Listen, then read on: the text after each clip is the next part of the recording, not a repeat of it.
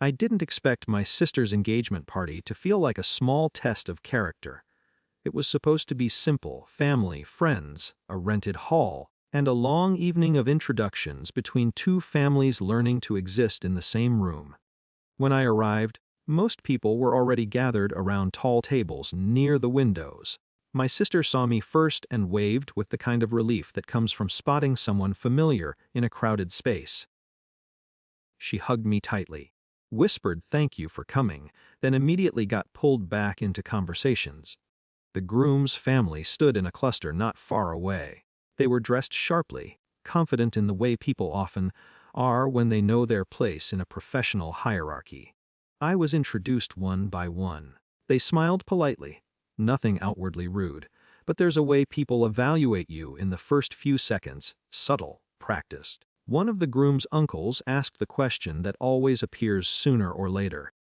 "So what line of work are you in?" I answered simply that I ran a business. He nodded, already half turning away, the kind of nod that closes a subject rather than opens one. Soon their conversation drifted back toward something they clearly preferred, discussing their careers. Several of them worked at the same corporation, a large one. Well known, they spoke about departments' internal promotions, restructuring decisions. Their tone carried pride, but also a quiet competitiveness, each story a way of signaling importance. I listened without interrupting. At one point someone mentioned a strategic shift the company had made earlier in the year. They spoke about it like an insider's victory, praising the leadership team. "Management finally made the right call," one of them said. "Took them long enough." Another laughed. "Well, the people at the very top probably don't even understand half the work we do down there." The group chuckled in agreement. No one asked my opinion. My sister glanced at me from across the room. I could see the slight tension in her expression. She knew what they didn't, but she didn't say anything either. I appreciated that. It's strange how easy it is to let people keep their assumptions. Correcting them often says more about ego than honesty. The evening moved along. Food arrived. More relatives appeared. Conversations blended together. The groom's father joined us at one point and began telling a long story about the company's recent expansion.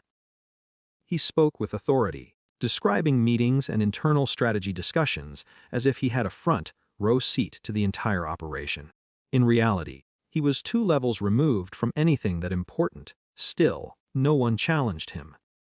I didn't either. Then something happened that shifted the room. A man walked in through the main doors, slightly out of breath, as if he'd come straight from somewhere else. I recognized him immediately. Daniel, one of our senior regional directors. He wasn't family. He'd come to deliver documents to someone connected with the groom's extended relatives, and had apparently been told the engagement party was happening here. When he saw me standing near the table, he stopped mid-step.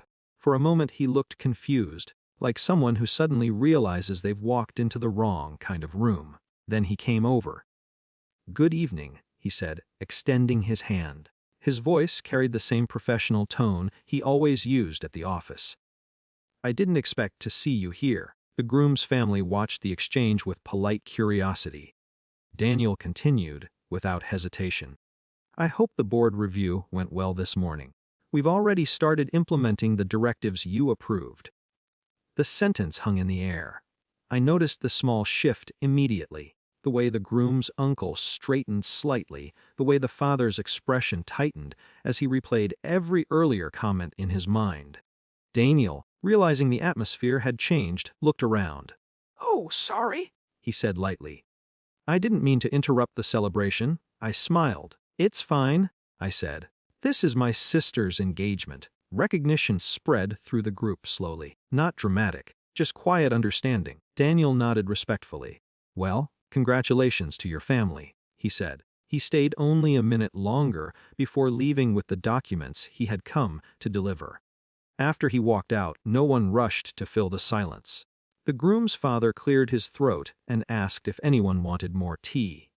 Conversation eventually restarted, but it moved more carefully now. Titles were mentioned less often. Boasts disappeared entirely. My sister found me near the balcony later that evening. "You handled that better than I would have," she said quietly. There was nothing to handle, I told her. And that was mostly true. Power, I've learned, doesn't really change people. It only reveals how quickly respect appears once they recognize it. The strange part is realizing that respect had nothing to do with who you were all along.